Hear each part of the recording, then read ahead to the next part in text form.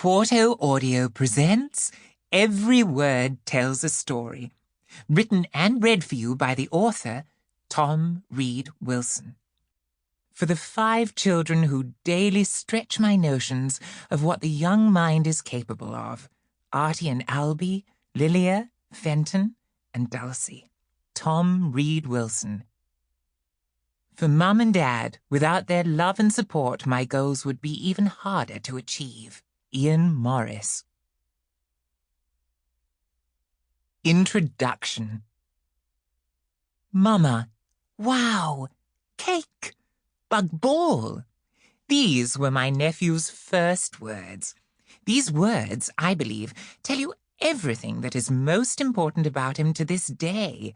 Mama, his favorite person. Wow, the way he reacts to our dazzling world. Cake, his ceaseless delight in all kinds of bakes. And bug ball, his love of music, since these words come from the song The Ugly Bug Ball. I sang this to him so often that he referred to me as Bug Ball long before he started to call me Uncle Tom. The words we choose to say and the words we choose not to say are one of the earliest indicators of our personalities. But words have personalities too. In this book, you will discover the personalities of a sprinkling of words from A to Z. As the title says, every word really does tell a fascinating story. Who knows? You might even become part of a word story. You might invent something and give it your own name. You might say something in an interesting way, and all your friends begin to say it that way too. You might find a favorite expression rather long and clunky and come up with a shortened version, or you might shrink an existing word. Our language has always been shaped by individual tastes and personalities, as people find new ways of expressing ideas and using words. In this book, I reveal a selection of my favorite word stories. But first, how to use this book. For each letter of the alphabet, I have picked out 4 words. I start things off with a star word poem.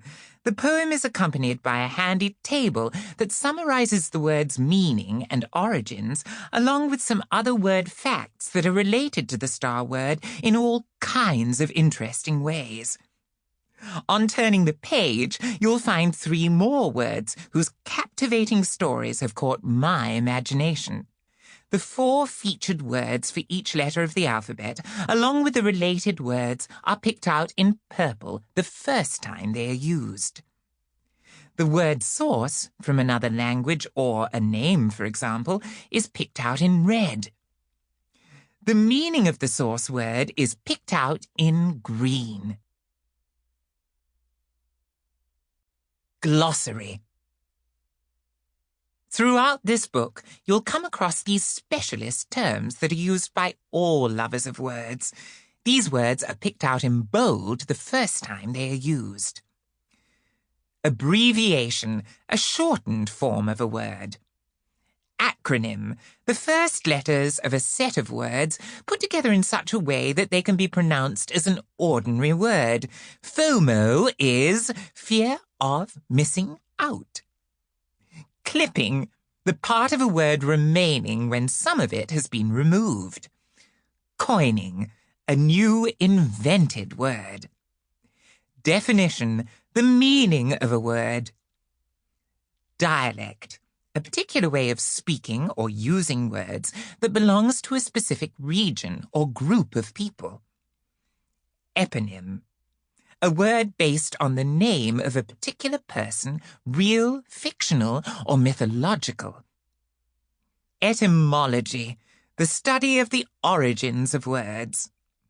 Initialism, if the letters from a set of words are put together and each letter must be separately pronounced, then it is initialism. Most initialisms are formed using the first letter of words, such as FYI for your information. But there are many exceptions, such as TV, which takes its V from the middle of television. Lexical. Anything to do with the words or vocabulary of a language could be described as lexical. Nickname. A familiar and often funny word or phrase used to describe a particular person or thing. Onomatopoeia. Onomatopoeic words sound like the thing or action that they are used to name. Cuckoo and plop are both examples. Portmanteau. A word that blends the sounds and also combines the meanings of two others. For example, brunch, which comes from breakfast and lunch. Root. The part of a word that can be traced back to an older language. Synonym. A word or phrase that means exactly or nearly the same as another word or phrase. For example, large is a synonym of big. Vernacular. Everyday language.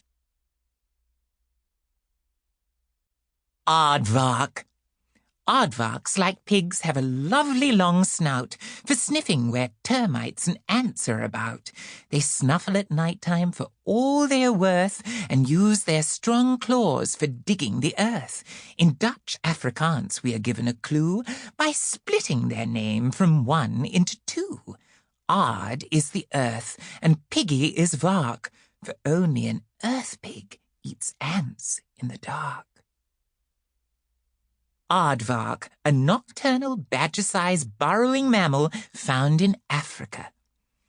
Word origin, Afrikaans, a language similar to Dutch spoken in some parts of southern Africa. Meaning in source language, earth pig.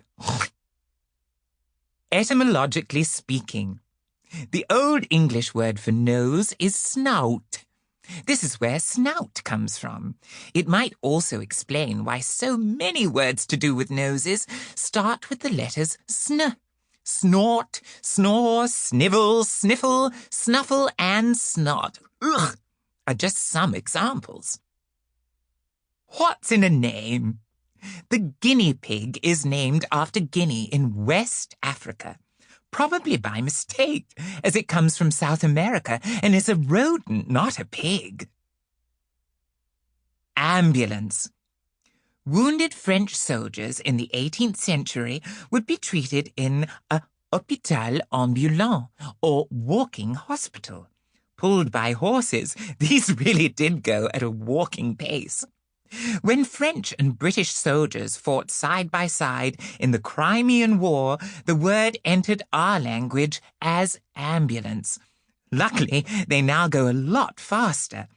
Unlike the contraption that you were probably pushed about in when you were just a babe, a pram, short for perambulator, makes it easy for an adult to ambulate or walk with a baby in tow.